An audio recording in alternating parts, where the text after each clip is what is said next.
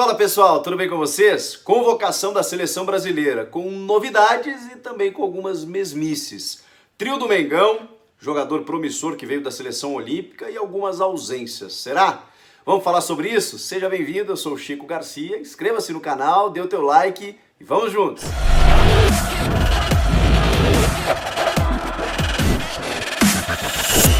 Os testes terminaram, os amistosos. Agora a Copa do Mundo de 2022 no Catar já entra no nosso horizonte.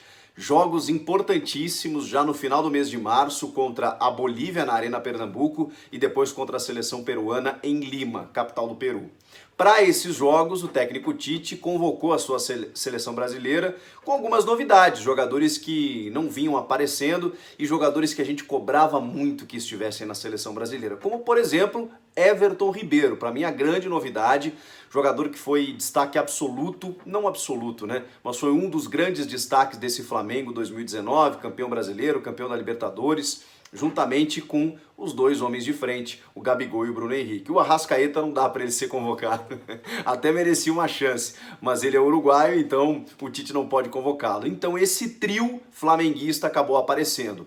Outros jogadores poderiam aparecer nessa lista, né, do Flamengo também, como o próprio volante Gerson, que teve uma treta recente aí com a seleção brasileira, disseram que não tem nada a ver com isso, mas ele também joga numa função em que há muita competitividade, há muita concorrência, digamos assim, né? O Gerson joga numa posição em que tem o Bruno Guimarães, o Matheus Henrique, o Arthur, o Casemiro, são muitos volantes de qualidade hoje no Brasil, mas claro que o Gerson merecia uma vaguinha, tá cavando uma vaga, embora 2020 recém esteja começando, né? Mas o 2019 dele recomenda demais a convocação. Muita gente também coloca que as laterais do Flamengo, e aí daqui a pouco a gente vai chegar no time do Flamengo inteiro, né? Mas é que o Flamengo realmente hoje tem um time acima da média aqui para o nosso futebol e tem jogadores que merecem estar lá. O Rafinha, que já frequentou muito a seleção brasileira, fez um grande 2019 também, além do Felipe Luiz. Mas aí tem aqueles critérios do Tite, né, que observou junto com a sua comissão mais de 40 jogadores e tem a manutenção de alguns status quo, né, de alguns sistemas, de alguns jogadores. O Tite tem esse critério de jogador com história na seleção, nível técnico, comportamento, tudo acaba influenciando. Por isso, imagino eu, que ele tenha convocado o Daniel Alves. Não só por isso, tá, gente? A do Daniel Alves eu não discuto.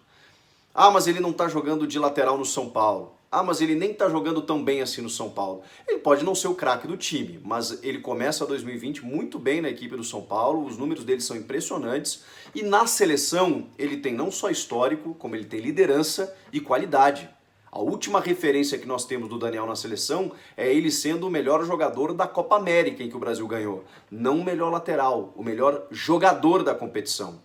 Sendo lateral. E a resposta do Tite se baseou nisso. Ah, mas será que ele vai ter dificuldade? Como que você convoca ele na lateral se ele já não está mais jogando na lateral?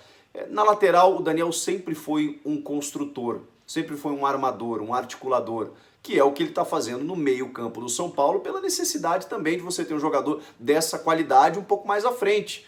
Embora eu acho que ele poderia jogar no São Paulo na lateral também. É que entende talvez o Fernando Diniz que é um desperdício pela qualidade que ele tem. Na seleção, na lateral, ele é craque, ainda assim é o melhor que nós temos. Tem o Éder Militão, que pode fazer essa função, mas foi convocado como zagueiro do Real Madrid. Na esquerda, aí se a gente utilizar o critério do Daniel Alves, eu posso dizer para vocês que faltou o Marcelo, né? Eu não consigo entender a ausência do Marcelo.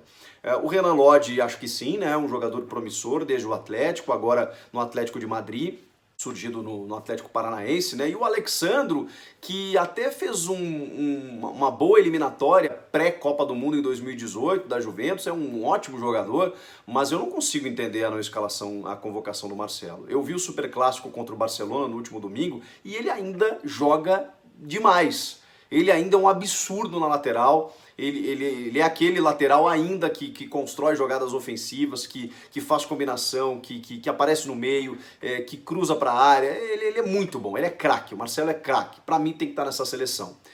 seria uma grande ausência. No meio-campo, talvez o Gerson, né? A gente já vai conversando sobre esses nomes. Vamos lá, vamos passar a seleção. Bom, o Alisson, ele não está convocado porque o Liverpool acabou de emitir uma nota que ele está machucado. Então o Ederson, o Ivan, goleiro da Ponte, muito boa convocação, esse menino joga demais e o Tite gosta de convocar goleiros promissores, né? Juntamente com o Everton do Palmeiras, que é um goleiro realmente com uma regularidade impressionante, então merecida. Nos defensores, o Thiago Silva voltou a aparecer e tem muita gente discutindo, mas o Thiago continua sendo um cara muito importante no PSG, o cara jogando demais juntamente do Marquinhos, e na seleção brasileira ele tem liderança, ele tem... Eu não consigo discutir a convocação do Thiago Silva, acho que a manutenção dele faz parte das ideias do treinador, isso a gente tem que se acostumar. Juntamente com o Éder Filipão e o Felipe, do Atlético de Madrid, as Corinthians, jogando uma barbaridade. Ele é ótimo jogador, né? Saiu do Porto pro Atlético e continua mantendo o seu nível. Nas laterais tem o Dani Alves, o Danilo, que talvez a gente possa discutir, mas há uma escassez realmente de jogadores dessa posição, né? Nas laterais, o Alexandre e o Renan Lodge. Vamos para o meio-campo, aí Casemiro, que jogou também uma barbaridade no Superclássico, esse não sai do time. O Arthur talvez seja desses jogadores convocados, né, que esteja mais em declínio, né? O Arthur não conseguiu manter o nível desde quando ele chegou no Barcelona, embora o Tite goste dele, convoque ele pelo seu estilo de jogo. Aquele estilo de assertivo de passes e começar a jogada com muita qualidade técnica é o que faz o Arthur ainda ser convocado. O Fabinho do Liverpool, acertadamente, o Fabinho desde o ano passado fez uma temporada espetacular, joga demais, pode ser improvisado como zagueiro, pode jogar como primeiro volante. O Everton Ribeiro, Bruno Guimarães, que é talvez a grande novidade na seleção principal. Ele que disputou o pré-olímpico, arregaçou, chegou no Lyon, parece que joga no Lyon há milhares de anos lá na França. É o melhor jogador do time nos primeiros jogos. É inacreditável a qualidade desse rapaz. E já estava merecendo uma chance na seleção principal, Bruno Guimarães. E o Felipe Coutinho. O Felipe Coutinho do Bayern de Munique, que pode estar sendo envolvido numa negociação aí com o Barcelona, com o PSG, na verdade, para a ida do Neymar para o Barcelona, isso pode acontecer na próxima janela, mas o Coutinho na seleção não consegue manter mais o mesmo nível que a gente já viu ele desenvolver também na seleção, mas especialmente no Liverpool, né, que foi a grande fase dele, isso já tem algumas temporadas, mas enfim, eu discuto, acho que teria outros jogadores para essa posição do Coutinho hoje. E no ataque o Neymar de volta, Roberto Firmino, Richarlison, toda essa turma aí, o Gabriel Jesus que está suspenso para o primeiro jogo, ele ainda convocou para que ele possa disputar o segundo jogo, e o Jesus está muito bem no Manchester City mesmo. O Bruno Henrique e o Gabigol, a dupla de ataque do Flamengo, juntamente do Everton Cebolinha do Grêmio, tá excelente esse ataque do Brasil, acho que não tem discussão. Vocês colocariam algum nome além dos que eu falei aqui?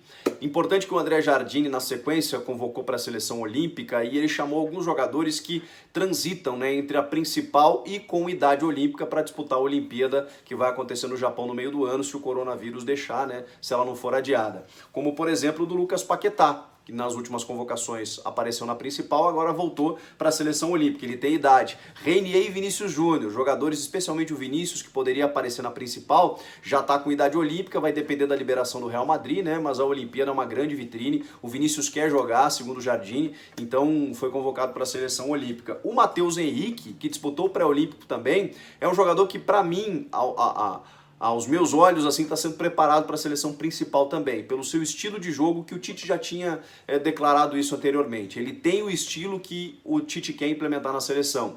E, por enquanto, foi convocado aí na seleção olímpica mais uma vez. Mas daqui a pouco ele aparece na principal mais uma vez. E o Emerson do Betis, lateral direito, que muita gente pediu até no lugar do Daniel Alves.